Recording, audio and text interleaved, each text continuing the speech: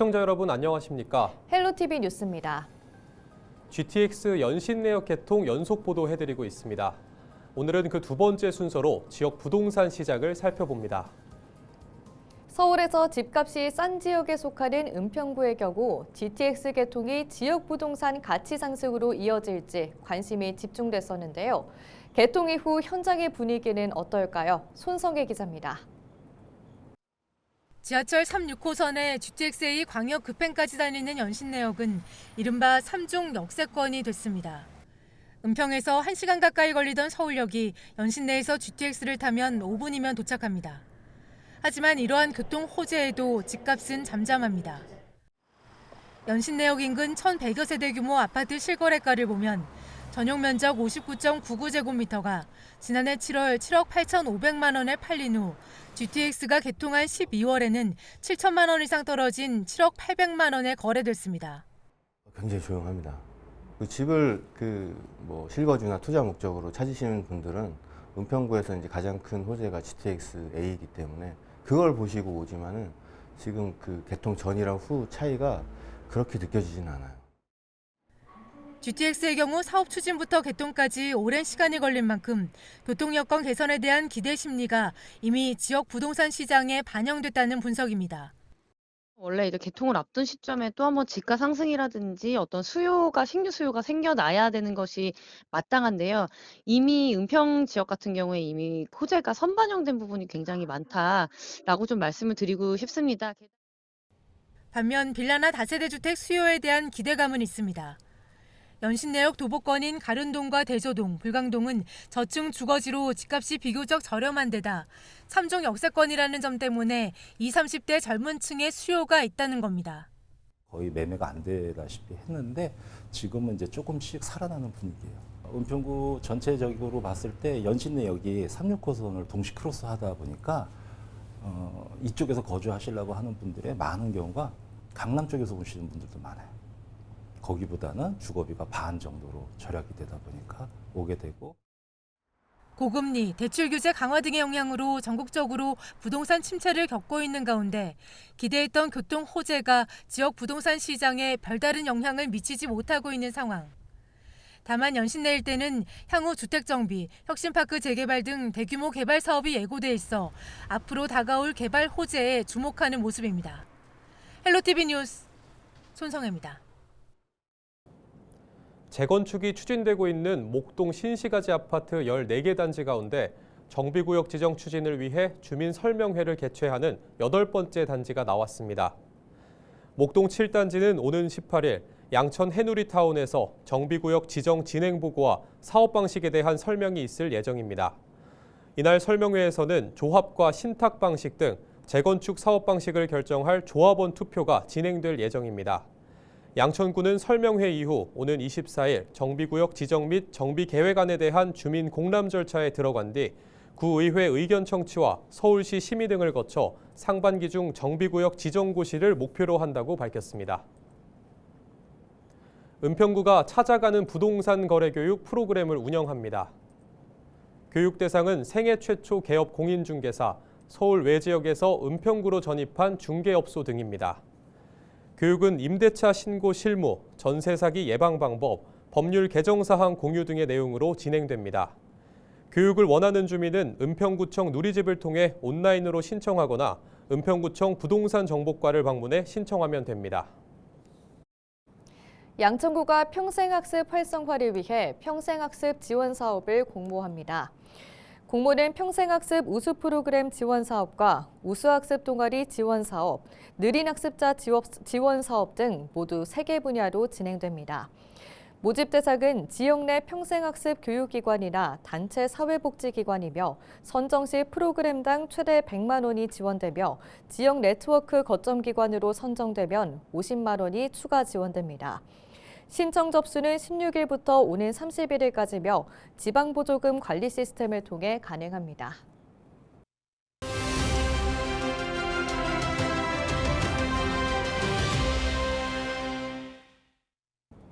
내년 1월부터는 수도권 매립지에 생활 쓰레기를 직매립할 수 없습니다. 수도권 지자체들은 저마다 소각장을 확보해야 하지만 주민 설득이 어려워 소각장 마련이 계속 늦어지고 있습니다. 인천시도 광역단체 주도로 광역소각장 마련에 나섰다가 진전이 없자 1년 전 기초단체 주도로 전환했는데요. 아직 바뀐 게 없습니다. 오늘은 장정구 기후생명정책연구원 대표를 통해 늦어지고 있는 소각장 마련 문제를 짚어보겠습니다. 그러니까 이게 기초지자체가 다룬다는 것 자체가 운신할 수 있는 폭 자체가 좁기 때문에 논의할 수 있는 내용 자체가 제한적일 수밖에 없었다. 결국에는 결과가 뻔한 형태의 떠넘기기의 전형이었다라고 봐야 될 것 같습니다. 왜냐하면 광역이 움직였을 때하고 기초가 움직였을 때를 본다면 광역은 예산 규모나 장소에 조금 더 여유가 좀 있는 상황인 거죠. 선택할 수 있는. 근데 기초가 한다라는 얘기는 예산 규모도 다르고 그다음에 장소에 대한 선택지 자체가 아주 제한적일 수밖에 없겠다. 그런 상황에서 논의가 기초 중심으로 진행된다라고 하는 거는 결과가 뻔한 상황이었다. 이런 말씀을 드립니다.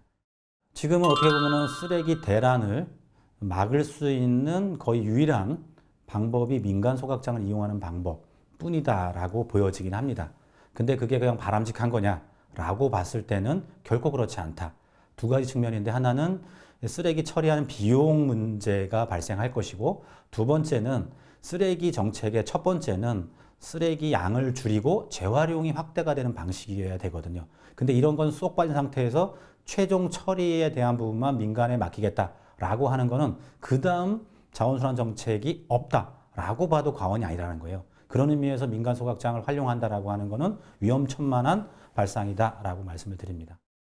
그러니까 가장 이번에 마포 소각장 소송 결과에서도 나왔지만 결국 과정상의 하자였거든요. 그러니까 위원회 구성에 대한 부분, 그 다음에 전문기관 선정에 대한 부분을 이제 언급을 했는데 이게 결국 주민 수용성 문제예요. 시설의 안전성 뿐만이 아니라 이 시설 자체가 지역에 필요한 시설이고 지역에 기여할 수 있는 편의시설이다라고 하는 거를 설명하는 과정이 필요한 거거든요. 그래야만 인정이 되거나 용납이 될 텐데 그런 과정 없이 내 지역에 뭐가 들어온다라고 하는 것 자체가 쉽지 않은 결정이거든요. 그럼 결국엔 뭐냐? 충분히 시간을 두고 이 비용을 투자해서라도 안전을 확보하겠다라고 한다면 주민들도 요즘은 상당히 깨어있고 여러 사례를 본다면 나설 수 있다 생각이 들거든요. 근데 그런 과정이 없으니 시간만 지금 가고 있는 형국인 거죠. 그래서 이번에 마포 소각장도 제가 보기엔 과연 그런 과정을 거쳤겠냐라고 봤을 때 충분하지 않았다. 결국 주민 수용성 문제를 어떻게 확보할 거냐가 관건이다라는 말씀입니다. 선거 이제 지금 생각 보면은 1년 좀 남짓이에요. 이제 곧 선거 국면으로 들어간다라는 거죠. 그러면 행정공무원들이 움직이지 않을 가능성이 되게 많은 상황인 거죠. 근데 더 중요한 건 선거에 표를 얻기 위해서 실제로 지자체장들이 그 적극적인 행보를 보일 거냐. 그럴 가능성은 거의 없다라고 봐도 되는 거거든요. 그럼 결국에는 폭탄이 또 다음으로 넘어가는 상황이 지금 이제 불가피해지고 있어서 좀 안타깝고 전 지금이라도 어떤 도시가 바로 가려면 지속 가능하려면 기본에 충실해야 돼요. 기본이라고 하는 건 환경 쪽에서는 기초시설이거든. 소각장이든 매립장이든에 대한 기초시설, 뭐 도로와 마찬가지인 거죠. 이 시설의 입지부터 정확하게 스탠스를 가지고 주민들을 설득해가는 과정, 물론 투명하고 과학적으로 접근을 해야겠죠. 그런 과정 속에 예산이 얼마 들든지 이건 확보를 하겠다, 안전을 확보하겠다라고 나선다면 저는 뭐 가능하다고 생각이 들어요. 윤석열 대통령이 내란 혐의로 체포됐는데요. 김동연 경기도지사가 이제는 경제의 시간이라며 정부와 정치권에 과감한 결단을 요청했습니다. 김 도지사는 지난 15일 성남 글로벌 융합센터에서 열린 경제 살리기 현장 방문 행사 후 기자들과 만나 이같이 입장을 밝혔는데요. 김 도지사는 내란 종식의 중요한 고비를 넘었다며 대한민국 비상경영이라는 각오로 특단의 대책을 과감하게 펼쳐야 할 때라고 강조했습니다. 이어 적어도 설 전에 민생 살리기 위한 슈퍼 추경을 추진하도록 여야가 합의를 봤으면 좋겠다며 트럼프 정부에 대응할 경제 전권대사도 여야정의 합의에 지명했으면 좋겠다고 덧붙였습니다. 여기에 우리 윤석열 쇼크 그리고 트럼프 쇼크가 겹쳤습니다. 그렇지만 우리 대한민국 경제의 저력과 잠재력 또 회복 탄력성으로 봤을 때 반드시 빠른 시간 내에 극복을 하고 다시 한번 도약하는 계기를 우리 온 국민과 함께 만들 것이라고 확신합니다. 경기도는 관광업계 및 지역경제 활성화를 위해 2025년 경기도 관광 예산의 70% 이상인 382억 5천만 원을 올 상반기에 집행합니다. 올해 경기도 관광 분야 사업 예산은 작년보다 10.6% 증가한 575억 원입니다. 도는 우선 시군의 관광지 및 문화 관광자원 개발 사업에 165억 원을 투입해 경기도의 관광 기반 시설을 구축하고 경기 북부 관광 활성화를 위해 경기 북부 음식 산업 관광 활성화 등 4개 사업에 총 33억 원을 집행합니다. 경기도는 관광업계 위기 극복 특별 자금 지원 사업을 추진해 경제 사정이 어려운 도내 관광업계에 100억 원 규모의 융자도 지원할 계획입니다. 도성군 인천시 교육감이 고교 무상교육 국비지원 연장법 거부권 행사에 유감을 표명했습니다. 도교육감은 자신의 SNS를 통해 이번 거부권 행사로 728억 원의 고교 무상 교육비도 교육청이 떠안게 됐다며 이 같은 상황이 지속되면 기후위기와 디지털 대전환, 개별 맞춤형 교육 등 미래 교육을 위한 예산 부족은 물론 지방채 발행도 불가피할 것이라고 밝혔습니다. 이어 정부는 학생 수가 주니 예산을 줄여야 한다는 단순한 논리로 교육의 국가 책임 의무를 외면하고 있다며 거부권 행사는 아이들의 미래는 물론 우리 모두의 미래를 포기한 것이라고 지적했습니다. 그러면서 고교 무상교육 국비지원 연장법 거부권 행사에 대해 깊은 유감을 표한다고 덧붙였습니다. 앞서 지난 14일 최상목 대통령 권한대행 부총리는 고교 무상교육 국고 지원을 3년 더 연장하는 법안에 제2요구권인 거부권을 행사했습니다. 2014년 인천 아시안게임 이후 10년 넘게 사실상 방치됐던 수도권 매립진의 승마장에 아쿠아리움 테마파크 조성이 추진됩니다. 인천시는 하나호텔 랜드리조트와 수도권 매립지 활성화를 위한 업무 협약을 체결했습니다. 이번 협약으로 하나호텔 랜드리조트는 인천 서구 백석동 약 17만 제곱미터 규모의 수도권 매립지 드림파크 승마장을 리모델링해 현대화하고 대형 아쿠아리움과 다양한 놀이기구, 문화관광 휴양시설을 갖춘 실내 테마파크를 조성할 계획입니다. 이를 위해 한화 측은 약 2,500억 원의 사업비를 투자할 방침입니다. 사업은 오는 2027년까지 마무리할 계획입니다. 시는 한화 측과 수도권 매립지 공사를 비롯해 환경부, 서울시, 경기도 등과 실무 협의를 거쳐 연내 구체적인 사업 계획을 확정할 예정입니다. 인천 사랑의 온도탑이 100도를 넘어섰습니다. 인천 사회복지공동모금회는 15일 기준 희망 2025 나눔 캠페인 누적 모금액이 114억 3,900만 원을 기록했다고 밝혔습니다.